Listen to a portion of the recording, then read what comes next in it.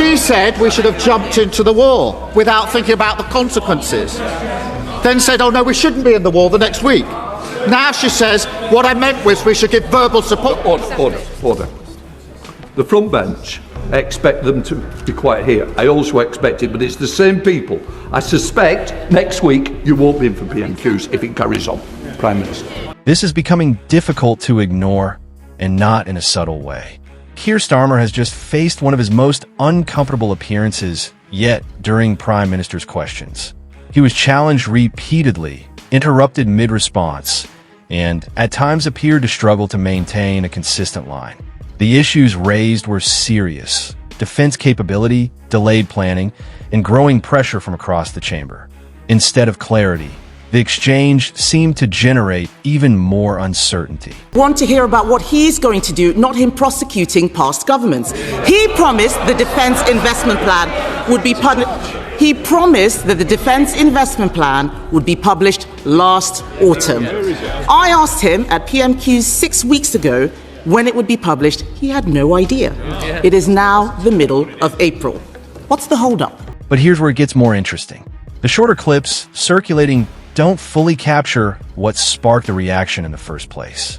There's a broader context behind the tension, what triggered the pushback, and why the response didn't land as intended. When you look beyond the headlines, this moment carries more weight than it might initially appear. Speaker, Lord Robertson's criticisms were of the Prime Minister, and he said Britain's national security is in peril. Our armed forces are at the end of their tether, waiting for this government to fund the Strategic Defence Review. There are still 2 weeks of the parliamentary session left, so why wouldn't the Prime Minister publish the Defence Investment Plan before then? Watch this carefully, because it goes beyond routine political sparring. There are signals here that point to deeper challenges beneath the surface. The tone, the timing, and the reactions all matter. If you're looking for clear, unfiltered analysis that goes beyond what's typically shown, make sure to subscribe. This is exactly where those details get unpacked. Mr. Speaker, that was a very interesting answer from the Prime Minister. Lord Robertson, who authored the government's Strategic Defence Review, has said the Prime Minister has a corrosive complacency when it comes to defence. Why did he say that? Minister. Mr. Speaker, let me start by saying I respect Lord Robertson, and I thank him again. I thank him again for carrying out the strategic review. My responsibility is to keep the British people safe, and that is a duty I take seriously. That is why I don't agree with his comments. Last February, that was 7 months after taking office, I took the decision to increase defence spending from 2.3 to 2.6%, paid for by a difficult decision on overseas aid. Last June, at the NATO summit, I committed to raising core defence spending to 3.5%. Last November, Mr. Speaker, the budget committed record funding to defence. I reaffirm those commitments now. The Strategic Defence Review is a 10-year blueprint for national security. The Defence Investment Plan will put that into effect. It will be published as soon as possible. We need to get it right. We inherited plans that were uncosted and undeliverable, and we're not going to repeat those mistakes. Mr. Speaker, he says he doesn't agree with Lord Robertson. Lord Robertson is a former Labour Defence Secretary, a former NATO Secretary General. He also said, and I quote, "We are underprepared, we are underinsured, we are under attack." He said... Order. Sorry? No. I don't think it looks good, shouting somebody down at the dispatch box. Mr. Speaker, Lord Robertson's criticisms were of the Prime Minister, and he said Britain's national security is in peril. Our armed forces are at the end of their tether, waiting for this government to fund the Strategic Defence Review. There are still 2 weeks of the parliamentary session left, so why wouldn't the Prime Minister publish the Defence Investment Plan before then? Prime Minister. Mr. Speaker, I remind the House that we put in place the biggest sustained increase in defence spending since the Cold War. Mr. Speaker, let me spell that out. That means we're spending £270 billion over this Parliament. That's £5 billion more this year, with defence funding increasing every year. These are record amounts, Mr. Speaker. Decisions of a Labour Prime Minister, a Labour Chancellor and a Labour government. And what a contrast. When they came into office, defence spending was 2.5%.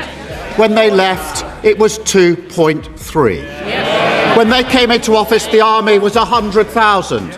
When they left office, 72,000. They cut frigates and destroyers by 25%. They cut mine hunters by 50%. She said at the weekend, our defence is the weakest for 400 years. That is what they left behind. Mr. Speaker, he's talking about the biggest sustained increase. Talking about an increase is not the same as giving an increase. The military and the defence industry want to hear about what he's going to do, not him prosecuting past governments. He promised the defence investment plan would be published last autumn. I asked him at PMQs 6 weeks ago when it would be published. He had no idea. It is now the middle of April. What's the hold-up? Let's break down the context first.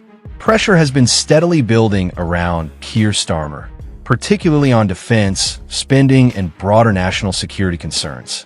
These aren't minor issues. They go directly to public confidence and government credibility. That's what makes this exchange so significant. Mr. Speaker, I've set out my position. The defence investment plan is the first line-by-line review of defence budgets for 18 years. She talks about talking. If you're going to support and make your country safe, you have to get the right calls on the big issues. She called for us to jump into the war. They could pretend otherwise. I remember walking in, standing here for the first time, saying we would not get drawn into the war, we would not join the offensive, and they all shouted, shame. They remember it. I remember it. They're just embarrassed by it now. A week later, when she realised she'd made a massive error of judgment, she attempted the mother of all U-turns. That didn't work. So this weekend she said, when I said we should jump into the war, she said this weekend, Mr. Speaker, that what she meant, she was talking about verbal support. Well, Prime Minister, it's Prime Minister's questions. We've got to concentrate. Just answer the question. Mr. Speaker, the Prime Minister loves to misrepresent my position on Iran. He does. He loves to misrepresent it. Let's stop talking about what I didn't say. Let's start talking about what he isn't doing. Mr. Speaker, you will recall that on Monday, I offered to work with the Prime Minister to identify the welfare savings we need. What did he say? No thanks. Now that Lord Robertson has said, and I quote, "We cannot defend Britain with an ever-expanding welfare budget." Will the Prime Minister think again and work with us to find savings to fund defence? Prime Minister. She was clear in what she was saying. She said we should give verbal support. I suppose that's standing on the side and saying, get in there, good luck, mate, you've got this. Mr. Speaker, that is her proof. We are reforming welfare and spending more on defence. They did neither. The welfare bill rose by £88 billion on their watch. It soared by £33 billion under the shadow Chancellor's watch. We're fixing it. What did they do? They voted against it. They voted to keep the broken system. So taking advice from the party opposite on reforming welfare and defence spending is like asking Liz Truss how to keep your mortgage down. This is so poor from the Prime Minister. This is Labour MPs are laughing. Labour MPs are laughing, Mr. Speaker. This is a moment of profound national seriousness. And what are they doing? They're promoting sex toys in Parliament. That's what they're doing. Mr. Speaker, it gives a whole new meaning to fiddling while Rome burns. Mr. Speaker, it is being... That's what they're doing, Mr. Speaker. Let's get back to the issue of the Defence Investment Plan and defence spending. It is being reported that the Treasury is asking the MOD to make £3.5 billion worth of cuts this year. He won't fund our military because he wants to fund more welfare. That's why he has a welfare plan to 2031, but no defence investment plan at all.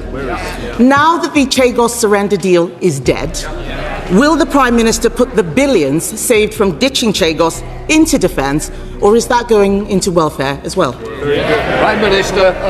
Mr. Speaker, we are spending more on defence. Record amounts on defence. £270 billion in this Parliament, £5 billion extra. And she talks about the Chancellor. It's because of the decisions of this Chancellor we've got the biggest boost to defence spending since the Cold War. We've also got the biggest pay rise for our armed forces for over 20 years. We've also got the biggest investment in military housing for over half a century. What did they do at the budget? They voted against all of that. Very weak. That sounds like he doesn't want to spend the Chagos money on defence. Well, Mr. Speaker, Labour MPs will know Lord Robertson, a former Defence Secretary, a former NATO Secretary General. He is Labour through and through. They all need to think about why he stuck his head above the parapet. I went through the Strategic Defence Review with Lord Robertson last year. The Lib Dems and Reform refused to meet him. No other party is taking this seriously. So, Mr. Speaker, I want to ask the Prime Minister a very specific question. In January 2024, Conservatives approved an upgrade of destroyers like HMS Dragon so they can better intercept ballistic missiles. In July 2024, the Prime Minister paused that plan. Will he immediately approve and fund that critical upgrade now? Prime Minister. Mr. Speaker, the Dragon was commissioned by a Labour government, as it happened. But she stands there and says, please forget the fact that we hollowed out the armed forces. Please clear up our mess. I went to the Gulf last week and thanked our armed forces for protecting British lives. She said we should have jumped into the war without thinking about the consequences. Then said, oh no, we shouldn't be in the war the next week. Now she says, what I meant was we should give verbal support. Order. The front bench, I expect them to be quiet here. I also expect it, but it's the same people. I suspect next week you won't be in for PMQs if it carries on. Prime Minister. In addition to saying her position is we should just say to Americans, get in there, she insulted our armed forces, Mr. Speaker, saying they were just hanging around. These were pilots who within 2 hours of this conflict were up risking their lives, taking missiles out of the sky, and she insulted them, and she's never apologised for that.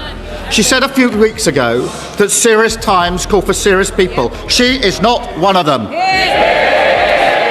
Moments like this are often softened, trimmed, or overlooked entirely because they don't always fit neatly into mainstream coverage. If you believe in seeing the full picture, not just the highlights, make sure to like the video, subscribe, and share it with others who want a deeper understanding. I also want your take. Does this reflect a leader under real pressure, or is the situation being overstated?